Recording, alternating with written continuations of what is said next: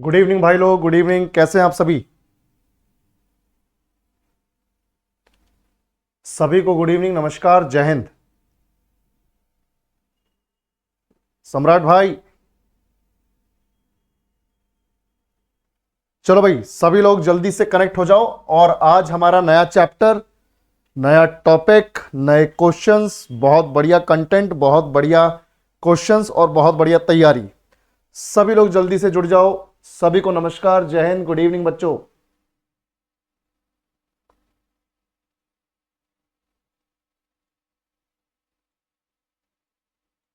Good evening, good evening. तो बेटा देखो, आज का हमारा सेशन है मौर्यन एम्पायर यानी मौर्य साम्राज्य। और इसका जो ड्यूरेशन है, इसका जो टाइम पीरियड है कि इसने कब से लेकर कब तक शासन किया, इस साम्राज्य ने, इस एम्पायर ने। तो बेटा वो 321 बीसी से लेकर 184 बीसी तक। तो ये मौर्य साम्राज्य के बारे में आज हमारा पार्ट 1 है। This is part 1 of Mauryan empire and tomorrow we will be covering the part 2 of the same chapter. ठीक है भाई, चलो।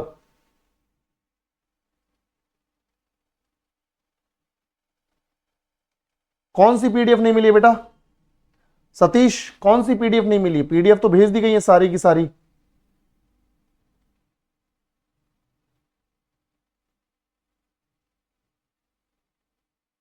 चलो कोई बात नहीं, मैं एक बार गौरव जी से बात करता हूं कौन सी पीडीएफ नहीं मिली तुम्हें, क्योंकि मैं अपने एंड से दे चुका हूं उन्हें। ओके, लास्ट क्लास की ना, लास्ट क्लास की, ठीक है। चलो चलो, मैं बहुत बढ़िया, आप लोग भी बहुत बढ़िया होंगे उम्मीद है। और अब शुरू करते हैं हमारा चैप्टर। सभी लोग ध्यान से इधर फोकस करेंगे भाई। देखो इधर पे, मौर्यन एम्पायर, मौर्य साम्राज्य 321 बीसी से यानी 321 ईसा पूर्व से 184 बीसी यानी 184 ईसा पूर्व, ठीक है। तो बेसिकली कहीं कहीं पे 322 लिखा रहता है और इधर 185 लिखा रहता है या 183 लिखा रहता है। तो कंफ्यूज होने की जरूरत नहीं है। We are going through NCERT, तो जो डेटा है वो आपके सामने अवेलेबल है। उसके बाद आगे बढ़ते हैं और जितना हम एंशिएंट हिस्ट्री में जाएंगे, एक आधा साल अगर ऊपर नीचे होता भी है तो कोई ज्यादा फर्क पड़ता नहीं है, तो लोड लेने की जरूरत नहीं है छोटी छोटी चीजों को लेकर। तो सबसे पहले तो आप सबको बता दूं कि आरआरबी एनटीपीसी 2024 का जनरल अवेयरनेस फाउंडेशन बैच अभी 25 अगस्त तक का हमने ये पूरा का पूरा जो ऑफर एक्सटेंड कर दिया है ड्यू टू रक्षाबंधन एंड 15 अगस्त, ठीक है। तो आप लोग अगर अभी तक किसी ने अपने आप को एनरोल नहीं करवाया तो एनरोल करवा लेना, या आपके जानने वाले जो हैं जिनको तैयारी करनी है उनको आप बता सकते हो, ठीक है।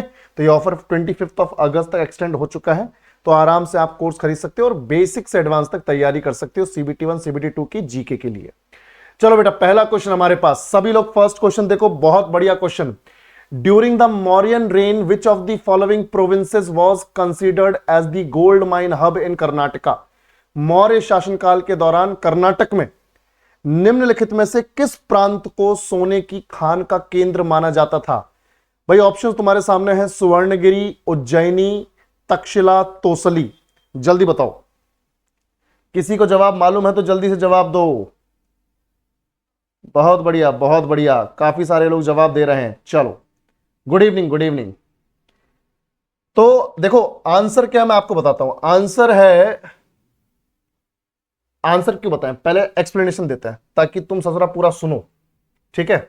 चलो, तो पहले तो मैं आपको बता दूं, जो मौर्यन एम्पायर है वो अभी हमने बात की कि मौर्यन रेन यानी कि इनका शासनकाल 321 बीसीई से शुरू होता है और 184 बीसीई में जाके खत्म होता है, ठीक है।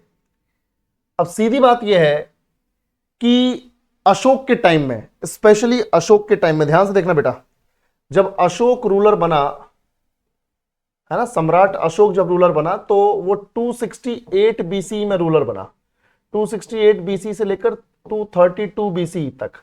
तो उसके टाइम में पूरा पूरा का पूरा मौर्यन एम्पायर, पूरा का पूरा मौर्यन एम्पायर चार बड़े बड़े प्रोविंसेस में, चार बड़े बड़े प्रांतों में, चार बड़े बड़े स्टेट्स में डिवाइडेड था।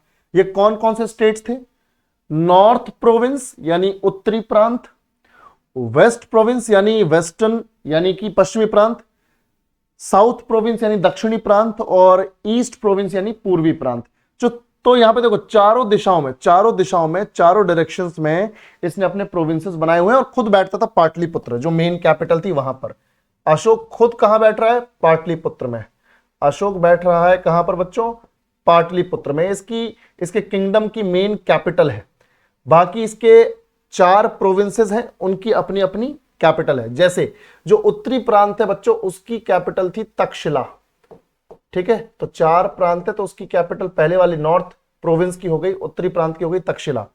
जो वेस्टर्न प्रोविंस है, यानी जो पश्चिमी प्रांत है, उसकी कैपिटल हुआ करती थी उज्जैनी, जिसे आज हम उज्जैन बोलते हैं, महाकाल की नगरी बोलते हैं। ध्यान से देखो भाई, ध्यान से देखो, क्या बात कर रहे हो भाई? बफरिंग हो रही है? ओए साला जिंदा चुनवा दिए जाओगे भाई। क्या बातें बोल रहे हो तुम? कोई बफरिंग नहीं हो रही है, इंटरनेट एकदम दबा के मस्त चल रहा है। चलो चलो, राम राम राम राम, चलो बहुत बढ़िया। तो अशोक पाटलिपुत्र से रूल कर रहा है। उसकी एक जो प्रोविंस है उत्तरी प्रांत, नॉर्दर्न प्रोविंस, उसकी कैपिटल तक्षशिला। तक्षशिला यूनिवर्सिटी, तक्षशिला विश्वविद्यालय तुम सबको मालूम है। चलो कोई बात नहीं, कोई बात नहीं, इधर फोकस करो। और उसके बाद जो पश्चिमी प्रांत है, उसकी कैपिटल है यहां पर, उसकी कैपिटल क्या है बच्चों? उज्जैन या उज्जैनी, उज्जैन या फिर उज्जैनी, एक ही बात है। ठीक है, उज्जैन या फिर उज्जैनी। और उसके बाद एक दक्षिणी प्रांत की कैपिटल थी सुवर्णगिरी। सुवर्णगिरी, सुवर्णगिरी यानी सोने का पहाड़। गिरी का मतलब होता है हिंदी में पर्वत, स्वर्ण मतलब सोना, तो सोने का पहाड़। और उसके बाद यहां पर ओडिशा में तोसली। तो सोने का पहाड़ से तुम्हें जवाब तो मिल ही गया होगा भाई। क्वेश्चन क्या था? मौर्य शासनकाल के दौरान कर्नाटक में निम्नलिखित में से किस प्रांत को सोने की खान का केंद्र माना जाता था?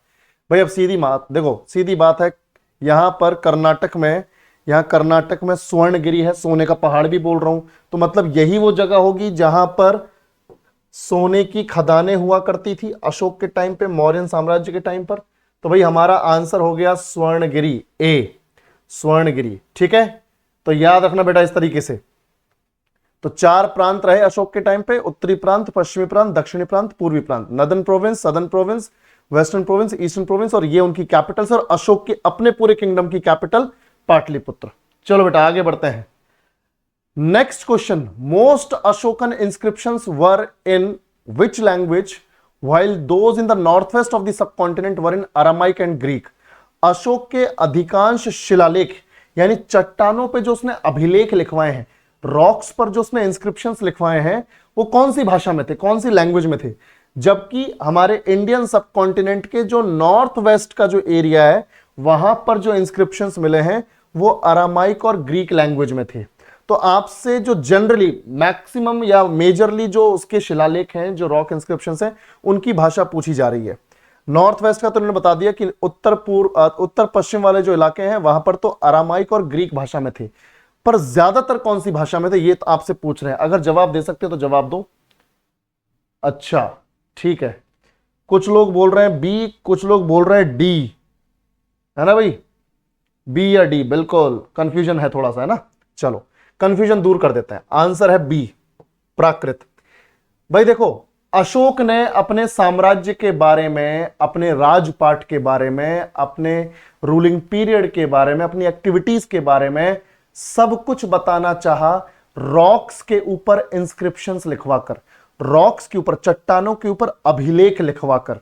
उन्हें शिलालेख बोलते हैं, रॉक इंस्क्रिप्शंस बोलते हैं। तो अशोक ही वो राजा है जिसने काम शुरू किया मौर्यन एम्पायर में, अपने बारे में जो जानकारी उसने डिटेल में देनी चाहिए। तो मैं आप सबको बता दूं कि अशोक के जो इंस्क्रिप्शंस हैं, जो अभिलेख हैं, जो इंस्क्रिप्शंस हैं, ध्यान से देखो बेटा, अशोक के जो इंस्क्रिप्शंस हैं या जो अभिलेख हैं जो उसने चट्टानों पर लिखवाए हैं, उन्हें हम शिलालेख बोलते हैं, रॉक इंस्क्रिप्शंस बोलते हैं। ठीक है, उन्हें क्या बोलते हैं हिंदी में? शिलालेख, यानी शिला पर लिखा गया कुछ लेख, यानी शिलालेख, चट्टान पर लिखा गया कुछ लेख, शिला मतलब चट्टान। तो भाई इसके जो शिलालेख हैं, जो रॉक इंस्क्रिप्शंस हैं, उसमें 3 तरह के रॉक इंस्क्रिप्शंस हैं।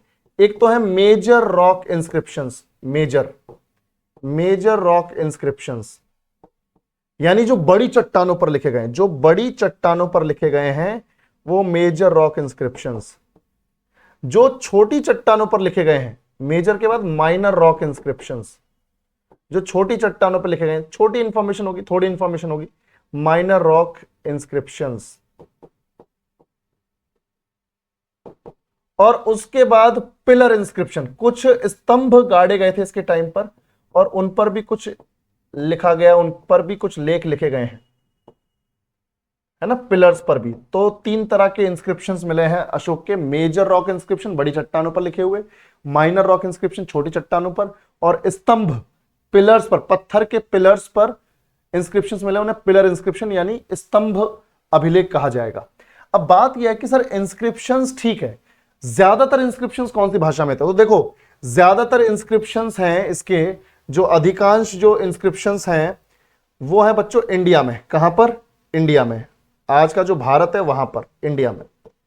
और उस टाइम में भारत में 2 लैंग्वेजेस थी आम बोलचाल की, आम जो लोगों के बीच में जो बातचीत होती थी, तो भारत में 2 भाषाएं थी, 2 लैंग्वेजेस थी जो चर्चा में थी, जिनको लेकर आपको कंफ्यूजन भी है कि आपने बोला अभी जवाब दिया कि सर बी या डी में से कोई होगा।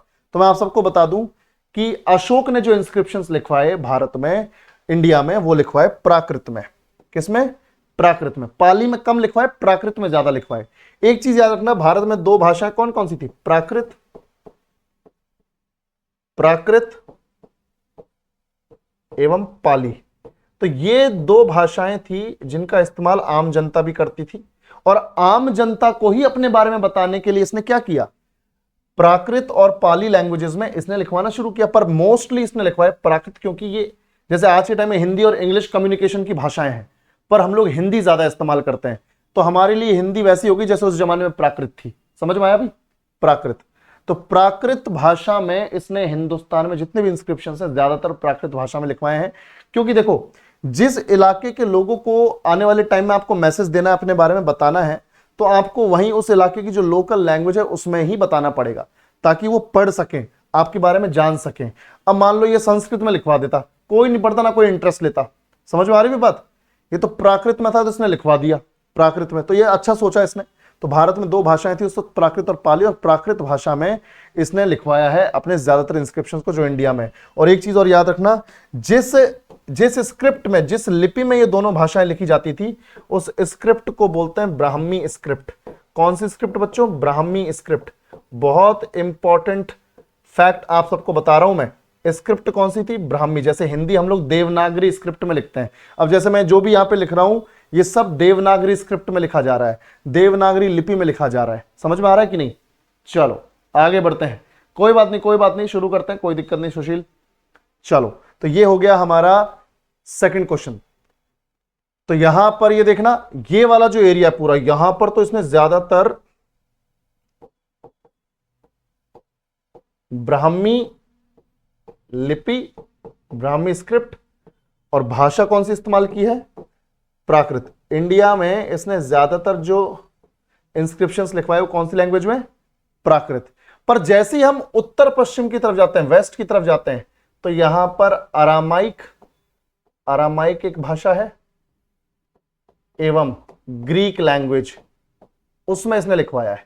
तो ऑब्वियस सी बात है भाई, यहां पर अरामाइक बोलने और समझने वाले लोग हैं, यहां पर ग्रीक बोलने और समझने वाले लोग हैं, तो अरामाइक और ग्रीक में ही लिखवाएगा।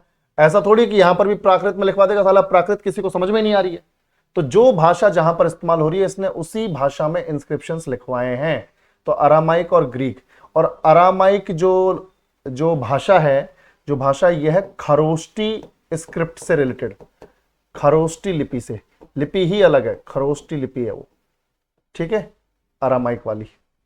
चलो बेटा, तो आंसर हो गया हमारे पास प्राकृत, जो कि ब्राह्मी स्क्रिप्ट की लैंग्वेज है, ब्राह्मी स्क्रिप्ट, याद रखना। नेक्स्ट क्वेश्चन देखो बेटा, which Mauryan emperor had his inscriptions engraved on rocks and pillars during his reign from 268 to 232 BC? बता सकते हो, ये तो सिंपल क्वेश्चन है भाई, और मैं सारे क्वेश्चंस आपके लेके आया हूं रेलवे के डिफरेंट एग्जाम्स में पूछे गए PYQs। एक भी क्वेश्चन अपनी तरफ से नहीं बनाया है, ताकि तुम्हें आइडिया रहे कि जो हम पढ़ रहे हैं वो किसी काम का है कि नहीं, या फिर जिस तरह से हम पढ़ रहे हो तुम्हें समझ में आ रहा है कि नहीं। तो ये सब तुम्हारे PYQs ही हैं, और बहुत सारे पीवाईक्यू से करवाने के लिए कोई दिक्कत वाली बात नहीं। तो which Mauryan emperor had his inscriptions engraved on the rocks and pillars during his reign from 268 to 232 BC? किस मौर्य सम्राट ने 268 से 232 ईसा पूर्व के शासनकाल के दौरान चट्टानों और स्तंभों पर अपने शिलालेख खुदवाए थे? जल्दी से जवाब दे दो सब लोग। बहुत बढ़िया, बहुत बढ़िया, इतनी देर से जवाब दिए जा रहे हो, शाबाश। अशोक, अशोक ने ही ये काम किया है। और इसी से हमें मौर्यन साम्राज्य के बारे में, मौर्यन एम्पायर के बारे में काफी कुछ पता चला है। तो याद रखना बेटा, ये काम अशोक ने किया है। अशोक 268 से लेके 232 बीसी तक रूलर रहा। ठीक है भाई, चलो बहुत बढ़िया। अब तुम बोलोगे सर कितने रॉक्स इंस्क्रिप्शंस और कितने पिलर्स? तो देखो भाई, इसने जो रॉक इंस्क्रिप्शंस लिखवाए, जो डेटा मेरे पास इंटरनेट से भी अवेलेबल है, थोड़ा सा अपडेटेड, मैं वो बता रहा हूं आपको। रॉक इंस्क्रिप्शंस दो तरह के थे, मैंने जैसे आपको बताया, मेजर रॉक इंस्क्रिप्शंस यानी बड़ी चट्टानों पर लिखवाए गए, और माइनर रॉक इंस्क्रिप्शंस छोटी चट्टानों पर। और इसने पिलर इंस्क्रिप्शंस भी लिखवाए ना, फिर पिलर इंस्क्रिप्शंस पे भी इसने काम करवाया। तो मैं आपको बता देता हूं इनके नंबर्स कितने हैं। इनके नंबर्स कितने हैं बच्चों? देखो, मेजर तो 14 है भाई, 14 मेजर रॉक एडिक्ट्स हैं, यानी मेजर रॉक इंस्क्रिप्शंस हैं, प्रमुख शिलालेख हैं। जो लघु शिलालेख हैं वो बच्चों 22 के आसपास हैं। लघु शिलालेख 22 के आसपास हैं। वहीं पिलर इंस्क्रिप्शन, स्तंभ अभिलेख जो हैं वो बेटा 7 है। ठीक है, तो 14, 22 प्लस 7, इस तरह से ये रॉक इंस्क्रिप्शंस हैं। अशोक ने ये अपने साम्राज्य के बारे में फ्यूचर जनरेशंस को बताने के लिए लिखवाए हैं। Next question, who was the grandfather of king Ashok? Ashok के दादा का नाम बताओ जल्दी से, सभी लोग रिस्पॉन्ड करो भाई। बिल्कुल, जल्दी रिस्पॉन्ड करो, बिल्कुल बिल्कुल, बहुत बढ़िया। इसका जवाब दो, अशोक के दादा का नाम क्या था?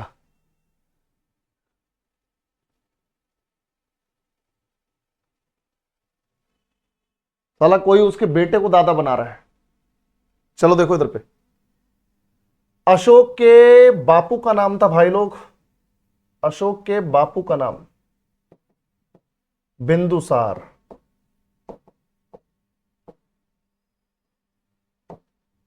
बिंदुसार अशोक के फादर का नाम था। अशोक ने तो रूल किया 268 से 232 बीसी तक। बिंदुसार ने रूल किया था 297 से 273 बीसी तक। ये मत सोचना कि सर तो अशोक को तो 273 से ही रूल करना चाहिए था, इसने 268 से क्यों किया? ये 5 साल का गैप क्या है सर, ये मत पूछना। भी कांडी आदमी है ये अशोक, कांड की है 5 साल में। देखो यार, देखो, अगर 99 भाइयों का गला काटना है तो 5 साल तो लगेंगे, है ना भाई? 99 भाइयों का गला काटना है तो 5 साल तो लगेंगे भाई। तो बिंदुसार, अशोक का फादर बिंदुसार, बिंदुसार का father Chandragupta Maurya, Chandragupta Maurya.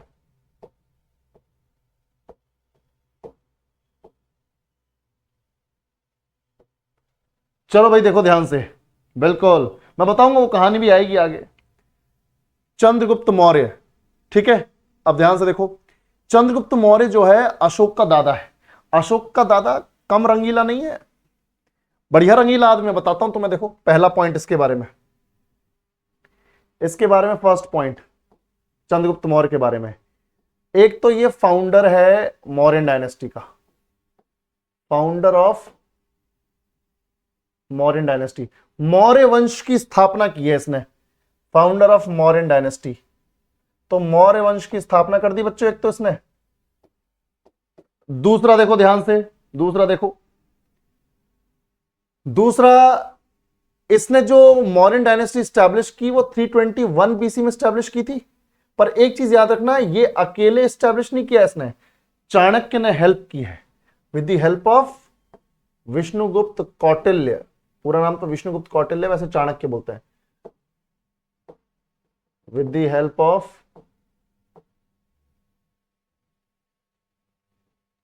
Chanakya, with the help of Chanakya, या फिर इसी को कह सकते हो विष्णुगुप्त कौटिल्य।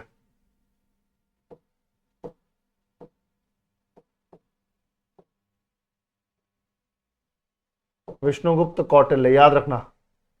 दूसरा इसके बारे में कहा जाता है कि ग्रीक भाषा में इसे, ग्रीक लैंग्वेज में इसे सेंड्रोकोटस कहा जाता है। चंद्रगुप्त मौर्य का ग्रीक भाषा में नाम, ग्रीक नेम क्या है चंद्रगुप्त मौर्य का? ध्यान से देखो बेटा, Sandrocottus. Sandrocottus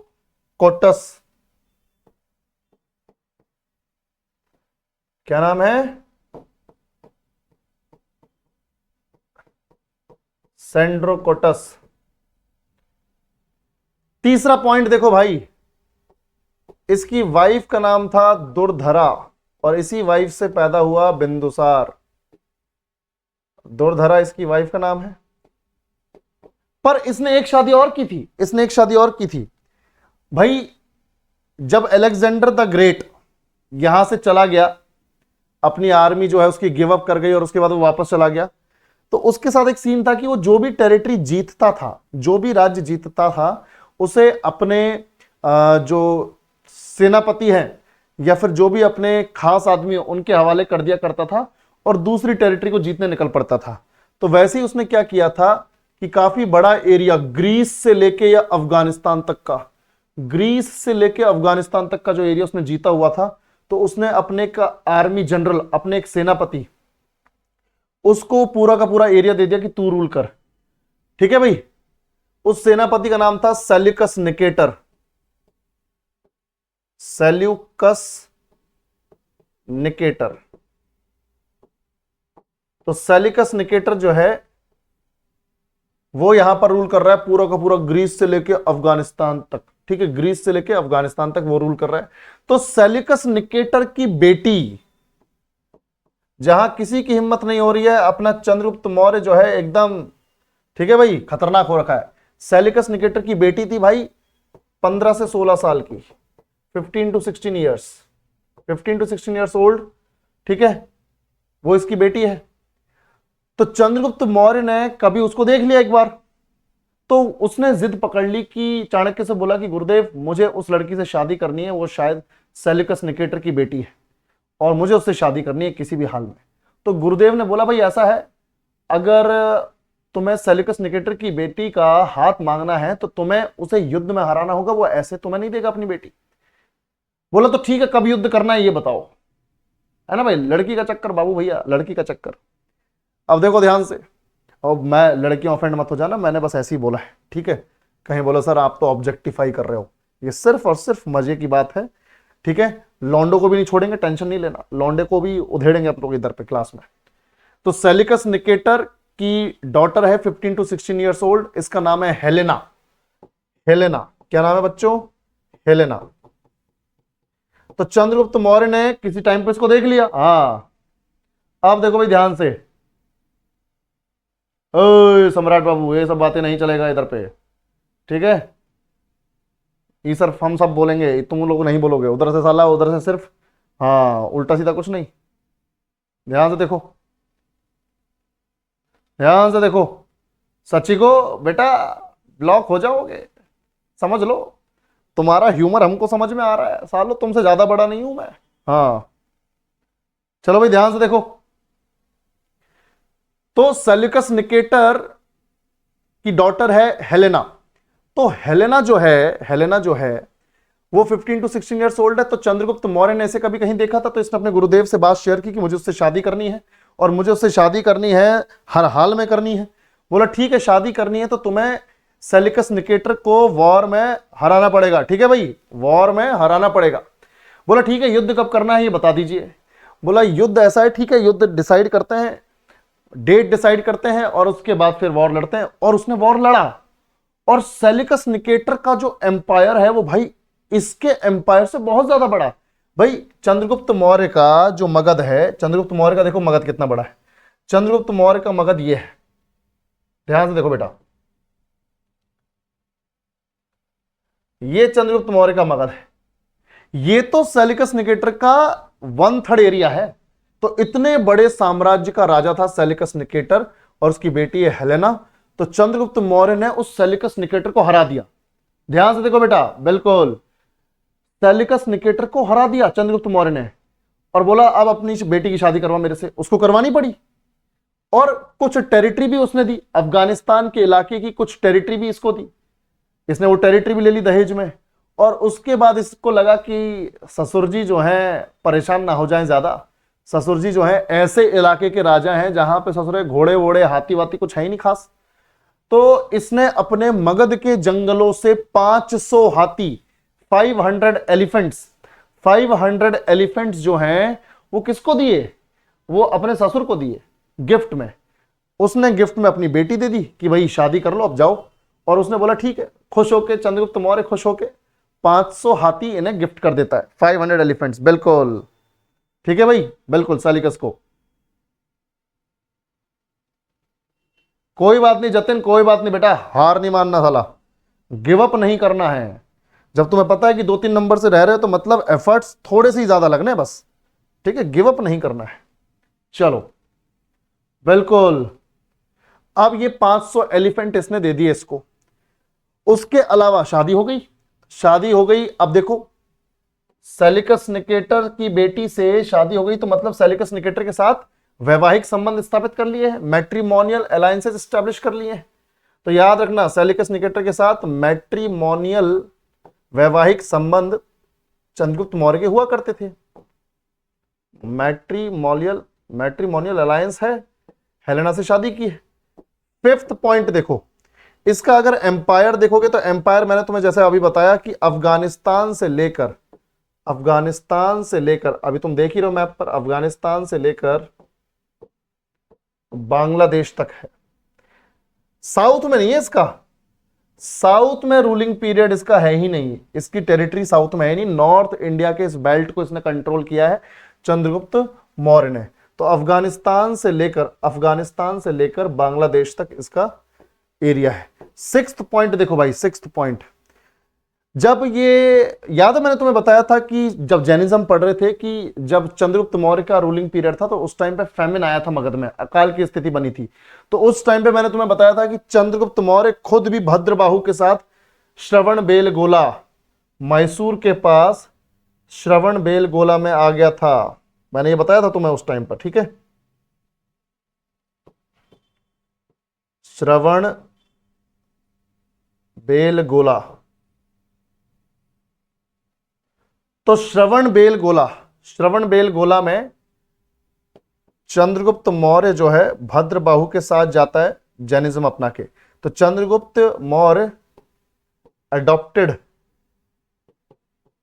Jainism and went to Shravanabelagola.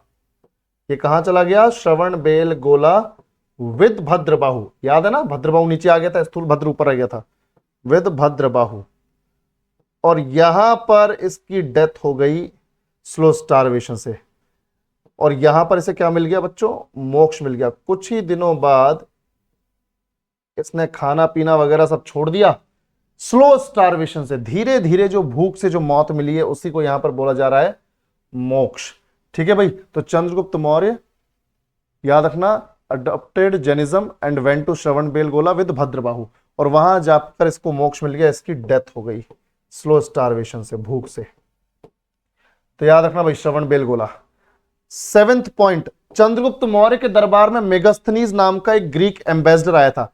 Seleucus Nicator ने चंद्रगुप्त मौर्य के दरबार में एक ग्रीक राजदूत, क्योंकि खुद भी ग्रीक है वो सेलिकस निकेटर, तो ग्रीक एम्बेसडर,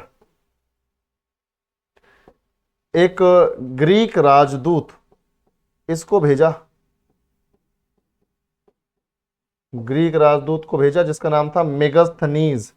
ये बहुत इंपॉर्टेंट फैक्ट है बच्चों, बहुत ज्यादा इंपॉर्टेंट, 7वां नंबर का, यहां से ये फैक्ट आता है। तो ग्रीक एम्बेसडर मेगास्थनीज को चंद्रगुप्त मौर्य के कोर्ट में आना पड़ा, सेलिकस निकेटर ने भेज दिया उसको, इसके कोर्ट में आना पड़ा। और इसने मेगास्थनीज ने काफी साल रुककर मेगास्थनीज ने चंद्रगुप्त मौर्य और मौर्यन साम्राज्य के बारे में एक बुक लिखी। उस बुक का नाम है इंडिका। कौन सी बुक है बच्चों? इंडिका। तो इंडिका में इन्होंने पूरा का पूरा मौर्यन साम्राज्य के इकोनॉमी को, सोसाइटी को, ट्रेड को, सब कुछ एक्सप्लेन कर दिया है इंडिका में। तो मेगास्थनीज की इंडिका बहुत जबरदस्त सोर्स है अगर आपको मौर्यन एम्पायर के बारे में जानना है। तो देखो, फाउंडर है मौर्यन डायनेस्टी का। फिर ग्रीक लैंग्वेज में इसे सेंड्रोकोटस बोलते हैं। वाइफ इसकी एक्चुअल में दुर्धरा थी, पर सेकंड वाइफ का नाम क्या है? सेकंड वाइफ का नाम है भैया अपना हेलेना। एम्पायर इसका अफगानिस्तान से लेकर बिल्कुल बांग्लादेश तक है। जैनिज्म अपना चुका है, कोई युद्ध वुद्ध अब कुछ नहीं करने वाला। और जैनिज्म अपना के चला गया भद्रभाव के साथ श्रवण बेलगोला, वहां पे जाकर इन्होंने स्टारवेशन किया, यानी एक तरीके से भूख प्यास सब त्याग दिया, और उसके बाद इन्होंने तपस्या की और इनको फिर एक तरीके से मोक्ष की प्राप्ति हो गई। ठीक है, चंद्रगुप्त मौर्य को मोक्ष की प्राप्ति हो गई। उसके बाद एक ग्रीक एम्बेसडर, एक ग्रीक राजदूत जो कि सेलिकस निकेटर का ही राजदूत था, वो इंडिया आता है इसके दरबार में, और मेगास्थनीज यहां पर रहता है करीबन ये मान के चलो 7 से 8 साल से तो ज्यादा ही रहा, 7 से 8 साल तो मिनिमम है। और उसने यहां पर रहकर इंडिका नाम की किताब लिखी जो मौर्यन एम्पायर के बारे में काफी कुछ बता देती है। एक लास्ट पॉइंट और बताता हूं, उसके बाद ये चंद्रगुप्त मौर्य खत्म हो जाएगा। ध्यान से देखो बेटा, सारे पॉइंट्स हो जाएंगे। अच्छा, पीयूष बोल रहे हैं सर हिंदी में लिख दो। ओके ओके बेटा, हिंदी में भी लिख देंगे। जब साला हिंदी में लिखता हूं तो बोलते हैं कि इंग्लिश में लिख दो। देखो भाई ध्यान से, 8वां पॉइंट, एक लेखक हुआ करता था, एक राइटर हुआ करता था उस जमाने में नहीं, मतलब अशोक या चंद्रगुप्त मौर्य के टाइम पर नहीं, एक लेखक था जो हुआ 4th सेंचुरी एडी में। ठीक है, 4th सेंचुरी एडी में एक लेखक हुआ, उसका नाम था विशाख दत्त। शायद तुम लोगों ने सुना होगा, विशाख दत्त।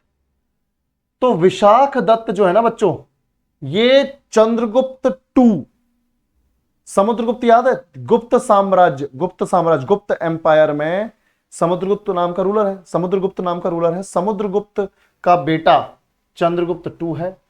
तो उसी चंद्रगुप्त टू के दरबार में एक दरबारी कवि हुआ करता था, एक लेखक हुआ करता था विशाख दत्त। इसी विशाख दत्त ने, ये लेखक है देखो भाई, ये राइटर है चंद्रगुप्त टू, ये समुद्रगुप्त के बेटे के टाइम पर, गुप्त डायनेस्टी के टाइम पर, और उस टाइम पे विशाख दत्त राइटर है। और इसने उस टाइम यानी आज से करीबन 1600-1700 साल पहले एक किताब लिखी थी चंद्रगुप्त मौर्य के ऊपर, क्योंकि चंद्रगुप्त मौर्य के भी 700-800 साल बाद यह अस्तित्व में आया है। ठीक है, तो विशाख दत्त ने किताब लिखी चंद्रगुप्त मौर्य को लेकर, उसका नाम रखा गया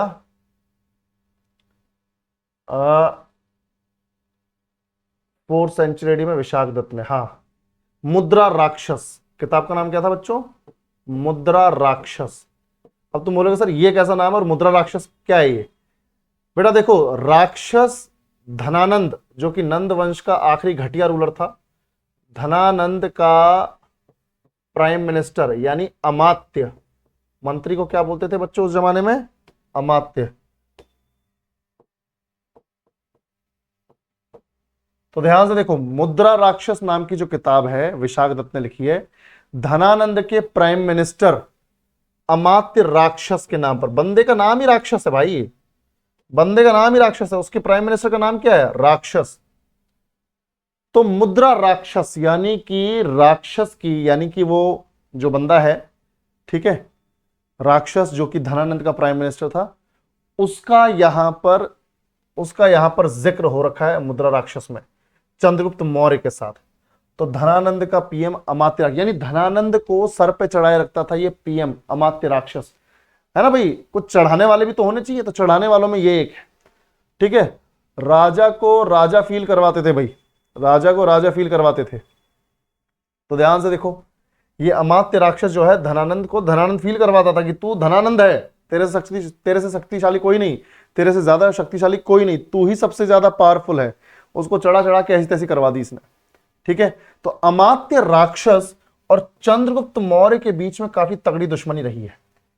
चंद्रगुप्त मौर्य और अमात्य राक्षस के बीच में, धनानंद के प्राइम मिनिस्टर के बीच में तगड़ी नोकझोंक रही है, तगड़ी एक तरीके से ये मान के चलो लड़ाई वगैरह रही है, और ये है वो मुद्रा राक्षस। ठीक है, तो याद रखना, लेखक विशाख दत्त, चंद्रगुप्त मौर्य के बारे में लिखी है, जबकि चंद्रगुप्त टू के दरबार में है ये, गुप्त डायनेस्टी के। तो चंद्रगुप्त मौर्य के बारे में किताब लिखी है मुद्रा राक्षस।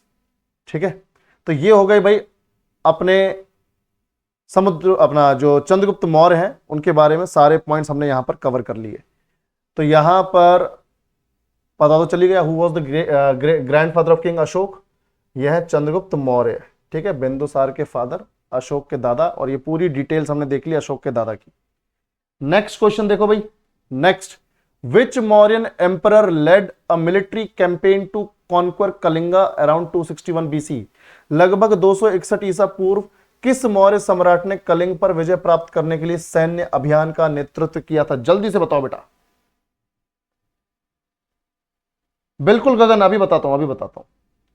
चलो बहुत बढ़िया, बहुत बढ़िया, आंसर है सी। तो भाई अशोक गद्दी पर बैठा 268 बीसी में, और अपने गद्दी पर बैठने के 8th ईयर में ही, 8वें साल में ही, 8th ईयर में ही इसने क्या किया, 261 बीसी में कलिंग पर अटैक कर दिया।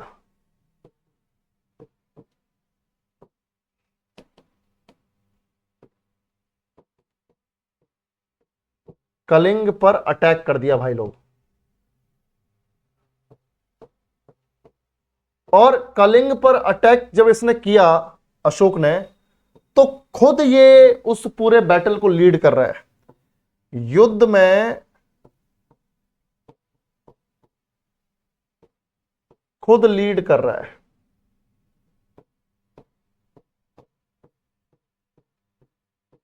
ध्यान से देखो, तो 268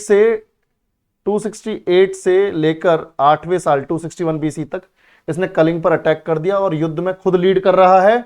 और याद रखना, हजारों शहरों को इसने डिस्ट्रॉय किया,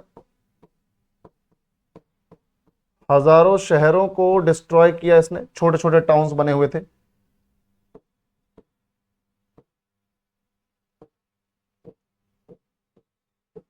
और लाखों लोगों को मारा, लाखों लोगों को मारा इसने इस युद्ध में, जान से ही खत्म कर दिया, लाखों लोगों को मारा। ठीक है, तो अशोक ने हजारों शहरों को डिस्ट्रॉय किया और लाखों लोगों को मारा, और खुद इस बैटल को लीड कर रहा था ताकि ओडिशा का ये जो कलिंग वाला हिस्सा है ये उसके साम्राज्य में शामिल हो जाए। पर कलिंग का जो राजा था अनंत पद्मनाभ,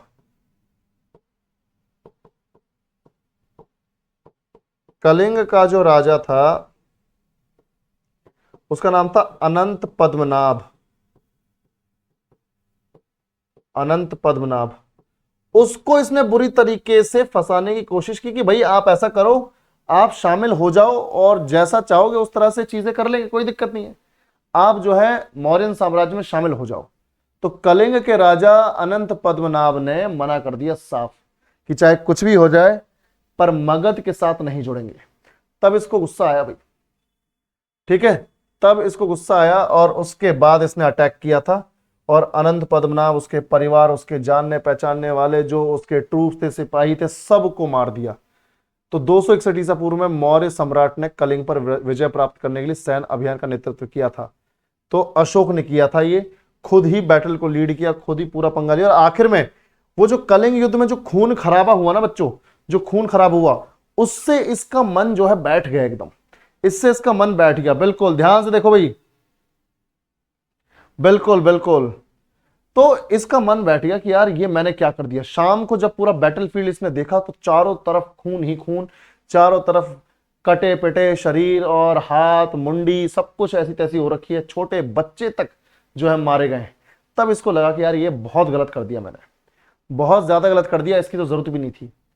तो अब होता क्या है कि जिस टाइम पर ये कलिंग को इसने जीता, जिस तरीके से जीता, उस टाइम पर इसकी बहुत बेइज्जती हुई। इनफैक्ट जनता इससे बहुत डरती थी, जनता इससे बहुत डरती थी। जनता तो इसको क्या बोलती थी, अशोक को, ध्यान से देखो, जिस तरह का ये क्रूअल था, जिस तरह का क्रूर आदमी था, उस हिसाब से जनता इसे क्या बोलती थी, चांडा अशोक,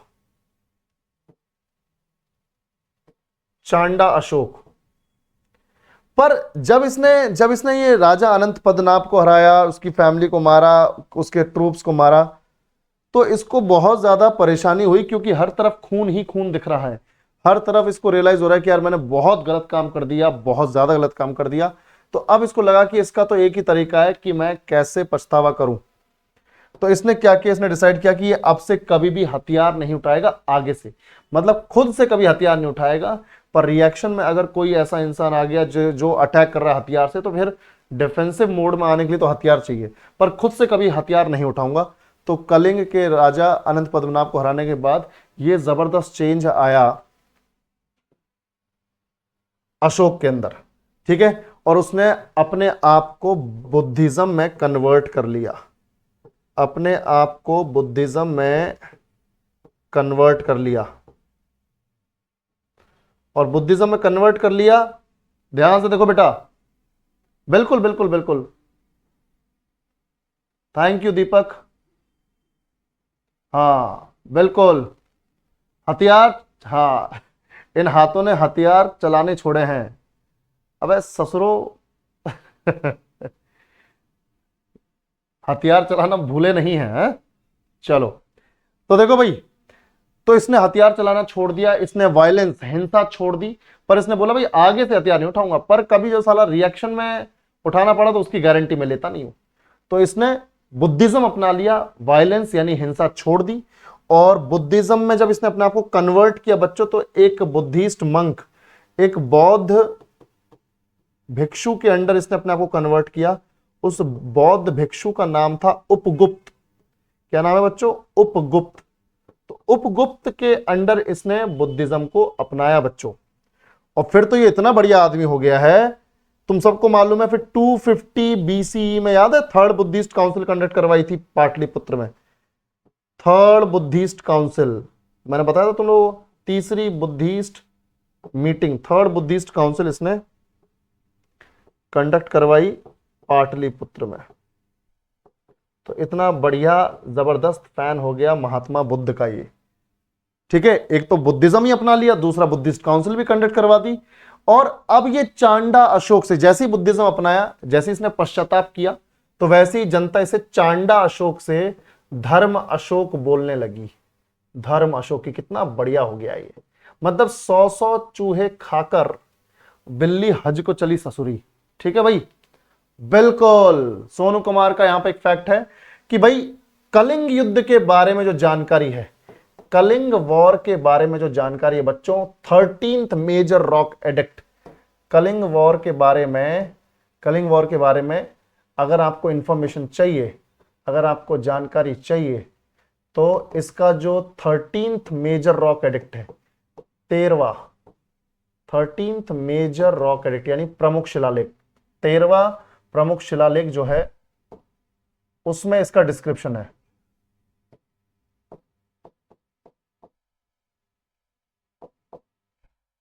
तो 13th मेजर रॉक इंस्क्रिप्शन, जो कि ओडिशा के धौली हिल से मिला है, भाई कलिंग से ही तो मिलेगा। तो कलिंग युद्ध के बारे में 13th मेजर रॉक इंस्क्रिप्शन, जो 13वां प्रमुख शिलालेख है, जो धौली हिल्स ओडिशा से मिला है, उसमें पता चलता है, ठीक है भाई। तो इस तरीके से ये चांडा अशोक से क्या बन गया? धर्म अशोक, बिल्कुल। चलो बहुत बढ़िया, बहुत बढ़िया गायत्री, शाबाश। चलो नेक्स्ट क्वेश्चन। अच्छा ये देखो, यहां पर है वो धौली हिल्स, ये कलिंग है, उस जमाने का कलिंग, राजा अनंत पद्मनाभ का एरिया। और यहां भुवनेश्वर के पास ही, ज्यादा दूर नहीं, भुवनेश्वर के पास ही है धौली हिल्स। स्तूप वगैरह भी बने हुए हैं आई गेस वहां पर। तो धौली हिल्स, तो वहां पर है 13th मेजर रॉक एडिक्ट, ठीक है बच्चों। याद रखना, किसके अंडर इसने अपने आप को बुद्धिज्म में कन्वर्ट किया। फिर इसने थर्ड बुद्धिस्ट काउंसिल भी कंडक्ट करवाई पाटलिपुत्र में। याद है वो साधु कौन थे? एक बार जल्दी से जवाब दो बेटा, कमेंट सेक्शन में बताओ मुझे कि वो साधु कौन थे जिनके अंडर ये थर्ड काउंसिल कंडक्ट हुई थी, जल्दी से बताओ।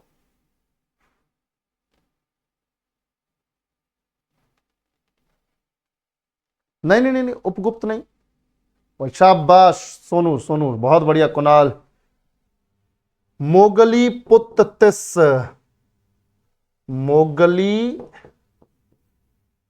पुत्तिस, बहुत बढ़िया बच्चों। तो ये थर्ड काउंसिल के चेयरमैन थे, है ना। तो ये सारे फैक्ट्स हमने यहीं पर कवर कर लिए बच्चों, यहीं पर कवर कर लिए, याद रखना। तो ये हमने लिख दिया है सब कुछ। Next question, Megasthenes was an ambassador who was sent to the court of Chandragupta Maurya by which ruler. अच्छा, बाय द कौन सा, कहां का रूलर था जिसका नाम था सेलिकस निकेटर। मेगास्थनीज एक राजदूत था जिसे सेलिकस निकेटर, अरे ससुरी जुबान तो तला रही है। मेगास्थनीज एक राजदूत था जिसे सेलिकस निकेटर नामक किस शासक ने चंद्रगुप्त मौर्य के दरबार में भेजा था। बताओ भैया। चलो बताओ, जल्दी बताओ।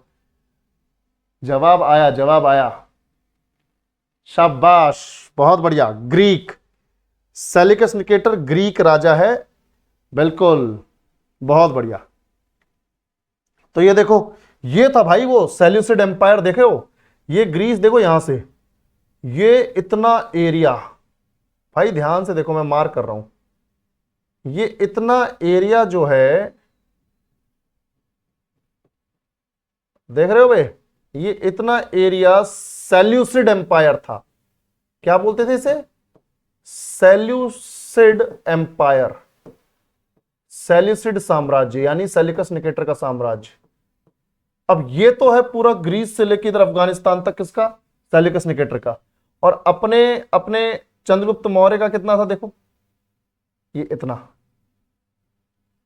ये चंद्रगुप्त मौर्य का है, इतना सा ये, ठीक है भाई। तो ये चंद्रगुप्त मौर्य का है। तो यार फिर तुम क्या बोल रहे हो, सर क्या फायदा, लड़की तो तब भी ले ही गया, है ना, इतने बड़े एम्पायर का क्या कर लिया सेलिकस निकेटर ने, बेटी तो तब भी ले ही गया वो। हाँ, चलो बिल्कुल आगे बढ़ते हैं। तो सेलिसिड साम्राज्य का राजा था सेलिकस निकेटर, और इसी ने भेजा था मेगास्थनीज को पाटलिपुत्र राजदूत के तौर पर। और मेगास्थनीज ने वहां पर मौर्य साम्राज्य के व्यापार, समाज, सेना, ठीक है, आर्थिक गतिविधियां, सबके बारे में, बिल्कुल सबके बारे में, सबके बारे में इसने क्या किया, लिखा है। कौन सी बुक में, इंडिका, इंडिका नाम की बुक। चलो बहुत बढ़िया। Which river did Alexander first cross to invade India in 326 BC. जल्दी से इसका जवाब दे दो, मजा आ जाएगा।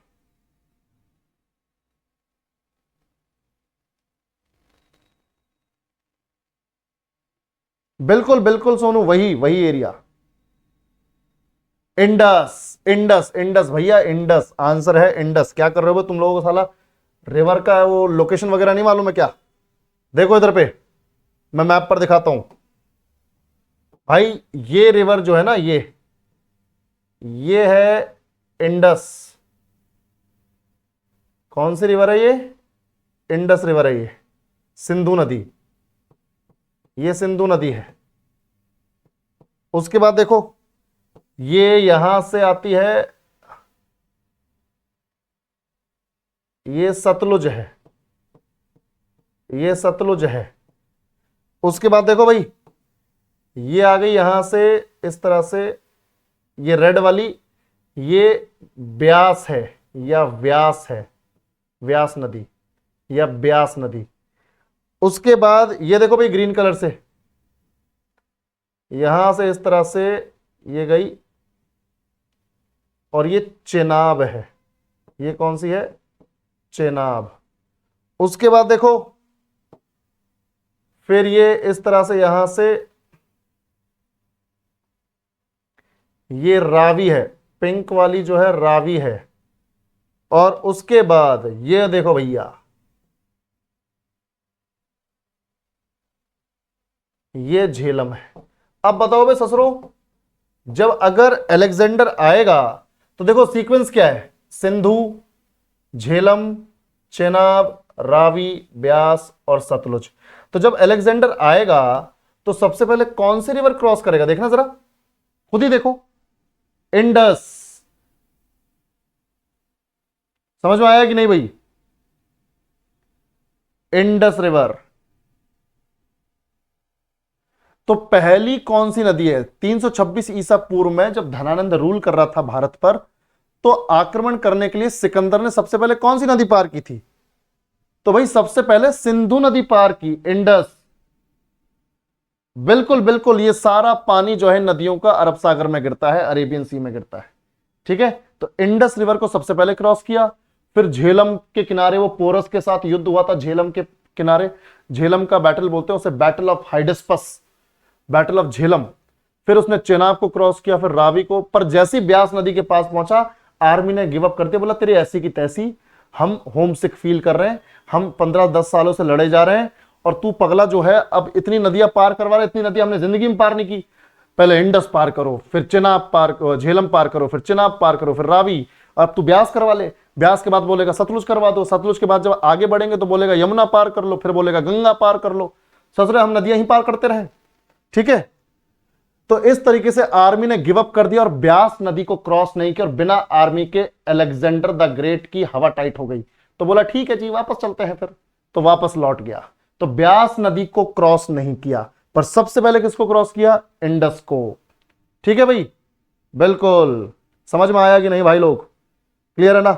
चलो, तो आज का सेशन यहीं खत्म करते हैं। सिंधु नदी यहां पे सही आंसर हो गया है, और बाकी पार्ट 2 कल आएगा। पार्ट 2 में इसके बचे हुए सारे क्वेश्चंस कवर हो जाएंगे, और तुम्हारा ये वाला चैप्टर खत्म हो जाएगा कल।